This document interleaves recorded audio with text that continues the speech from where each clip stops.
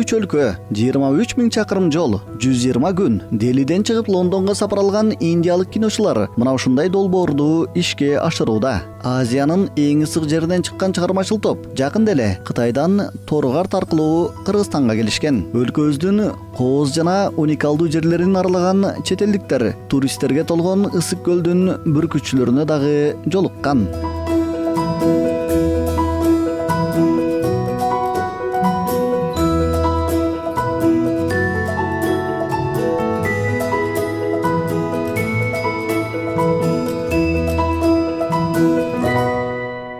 After China, this is like we are free to shoot everywhere where we want to. In China, our cameras. Кытайдан кийин Кыргызстанда өзүбүздү аябай эркин сезип атабыз. Ал жакта ар бир съемканын алдында атайын уруксат сурап жаттык. Аябай тыюу салуулар көп экен. Кыргызстанда болсо аябай эркин иштеп, каалаган учурда, каалаган жерде өзүбүз ойлогондой тартып жатабыз. Жада калса кечинде дагы чыгып алып тарттык. Бизге эч ким эч кандай тыюу салбады. Ысык көлдөгү съемкаларыбыз аябай сонун болду. Көлдүн сулуулугунда сөз жок. Мен бул долбоордун жалгыз операторумун. Автомобилде бара жатканда камерамды дайыма даяр кармап, каалаган нерсени дароо тартып калгым келет. Кытайда жүргөндө ар бир съемка сайын камерамды сумкасынан чыгарып, анан кайра бүткөндөн кийин жыйнап убактым короду эле. Кыргызстанда болсо андай ыңгайсыздыктар болгон жок. Камерам дайыма колумда, дайыма тартууга даяр жүрөм.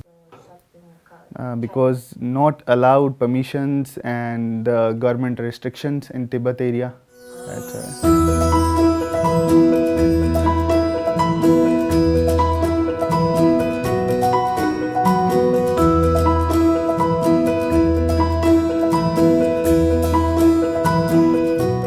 Индиялык киночулар алгач жөнөкөй гана даректүү тасма тартууну пландашкан. Бирок съемканын жүрүшү аны ири долбоорго айлантты. Анткени сапар алчу өлкөлөрдөгү күтүүсүз кызыктар улам көбөйүүдө дешет.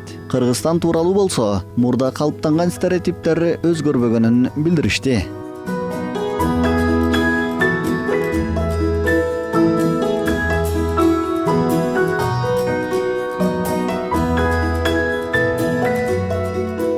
So I had heard about Kyrgyzstan because a friend of mine came here to shoot a video. It was a music video by Ankit Tiwari. That's the first time. Ооба, Кыргызстанга келгенге чейин дагы өлкө тууралуу уккам. Менин досторум Кыргызстандан келип тартышып, ошолор айтып беришкен. Андыктан продюсер Кыргызстандан дагы өтөрүбүздү айтканда дароо анын сунушун кабыл алдым. Досторумдан Кыргыздай аябай меймандос, ачык мүнөз жана жардам сураган конокторго жакшы мамиле жасашарын уккам. Ошол жагдайдагы бул жака келишиме себеп болду. I started researching about cinema here and the life of people here. And that's what got me.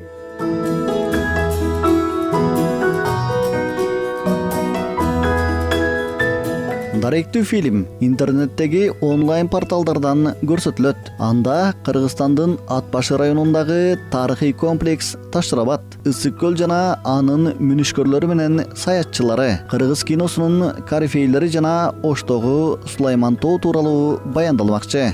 Айтмакчы, индиялык киночулар алгач жалаң кесиптештери жөнүндө фильм тартууну пландашкан. Бирок табияттын кооздугу аны жогоруда айтылгандай эле ири долбоорго айлантты. Кыргызстан болсо албетте анын бир бөлүгү.